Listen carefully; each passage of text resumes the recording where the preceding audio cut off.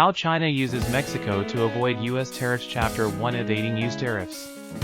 China has been strategically using Mexico as a means to dodge the tariffs imposed by the United States. By setting up manufacturing operations in Mexico, China cleverly sidesteps these levies while still supplying American consumers with their desired goods. Chapter 2, Mexico's manufacturing boom. Mexico, with its close proximity to the U.S. and relatively low labor costs, has experienced a manufacturing boom. This provides an attractive option for Chinese companies looking to relocate their production facilities and avoid costly tariffs. Chapter 3, Policing the border.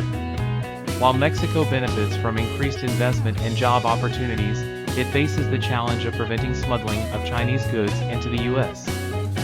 Authorities are strengthening border enforcement to crack down on illicit trade and ensure compliance with existing regulations. Chapter 4, Bringing goods to the U.S. to transport these Mexican-made Chinese products to the U.S. Shipping giants like Maersk and DHL have become key players. They facilitate the seamless transfer of goods from the factories to American markets, ensuring a steady supply chain and fulfilling consumer demands. Chapter 5, Maersk, DHL, and Uber Freight. In addition to traditional logistics companies, new players like Uber Freight are also entering the market.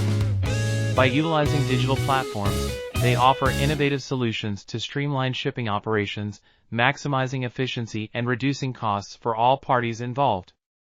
In conclusion, China's use of Mexico to evade U.S. tariffs has sparked a manufacturing boom in Mexico. While border control measures are being implemented to prevent smuggling, shipping companies like Maersk, DHL, and Uber Freight are instrumental in bringing these goods to American consumers. Thank you everyone for watching. If you like this video, please remember to like and subscribe to our channel. See you next time.